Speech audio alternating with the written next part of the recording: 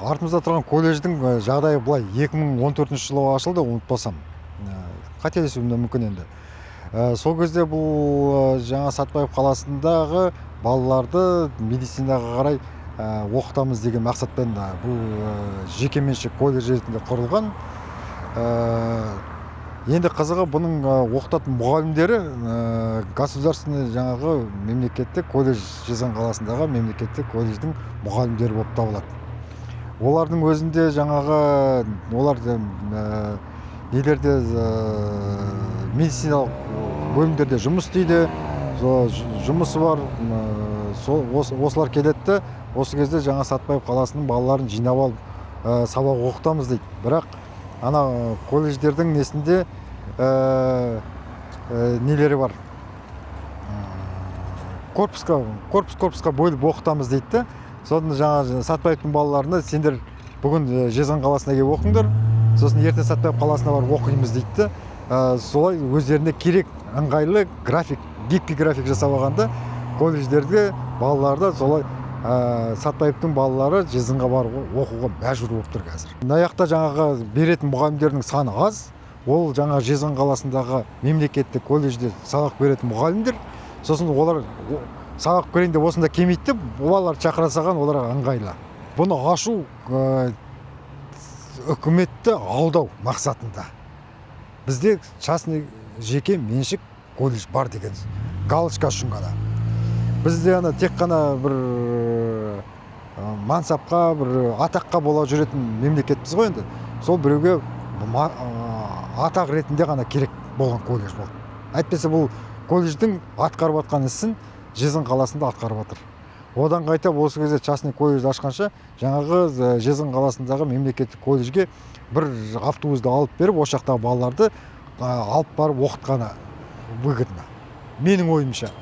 Мен экономистік тұрғыдан дәлелдеп бере аламын. Балалар и так та барып жатыр. Оған жаңағындай дополнительный жаңағы жүріп тұруының ақшасын арзандатылған неге төлейсіз, әйтпесе субсидия берілесіз сол автобусға. Сонда бұл колледждің ешкімге пайдасы да жоқ. Керек жоқ колледж болып есептеліп тұр, менің ойымда. Тек қана бұны жаңағыдай ыңғайластырып, мемлекеттік несіне алу керек те, балаларды тасумен ғана айналысу керек. Сол бұларға тиімді жолы сол болады. Оған жаңағы каждый анау білім министрлігінің шығарылған 517-ші бұйрығы бар, финансирование частный колледж, частный не деген мектептер деген. Соларға жаңа подушевый финансированиесінде бұл тиімсіз болып есептеліп тұр. Бірақ оған қыруар ақша бөлініп тұр.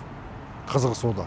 Сүлейменова да депутат болып тұрған кезде депутаттық запрос бойынша кіші қызметкерлердің жалақысын көтеру туралы қайта запрос жасайтын тұғын. Оны біздің жаңағы жергілікті атқарушы орган істей алмайтынымызды білет. Ол тек қана министрліктің бұйрығымен зарплата көтеріледі. Ал енді Сүлейменова министр болды. Сүлейменова енді сол жалақысын көтере ме? Сұрақ сол кезде. Өзінің депутаттық запростарына енді өзі жауап беруге тура келеді ғой. Енді соны көтере ме екен. Енді мына кезде мынандай тағы бар.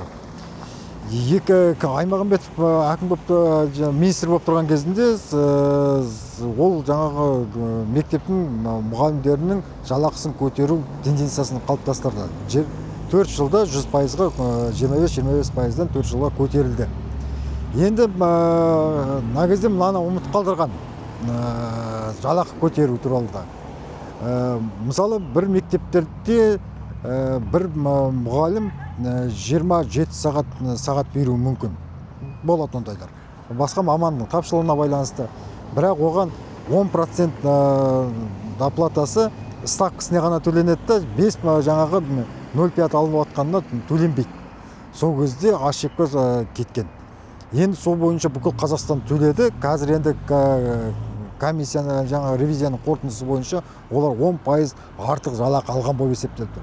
Ол бір удар болып келді ме мектептің мұғалімдеріне?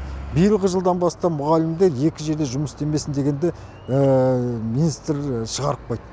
Жаңағы еңбек министрлігінің вице-министрі айтты. Енді сол бойынша тағы мұғалімдерді қазір қыспақ қалуды бастады. Жалақыларını көтердік, осындай болып жатыр.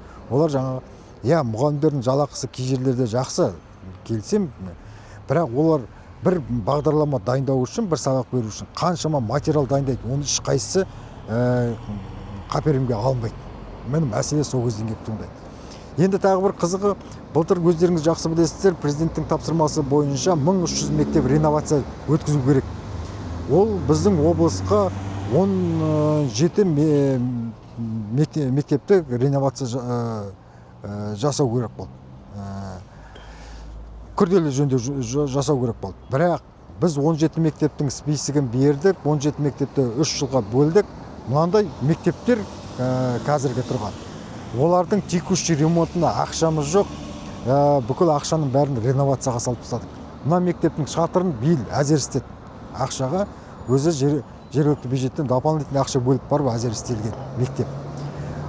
Кейбір белсенділер мен білім басқармасында отырған кезімде келді, айтты осы мектепке бізде қаржының тапшылығын түсіндірдік, бірақ істеуге тура келетіндер. Сол жаңағы реновация мектеп бойынша да бір мектепке күрделі жөндеу жұмыстарын бір жылда бітіріңдер дейді. Ол бір жылда бітірілетін шаруа емес. Күрделі жөндеу деген жаңадан мектепті салумен тең. Оның оқып жатқан балаларын 3 ай жазда ремонт бітпейді, оқып жатқан балаларын қай жаққа жібереміз деген сұрақ туындайды.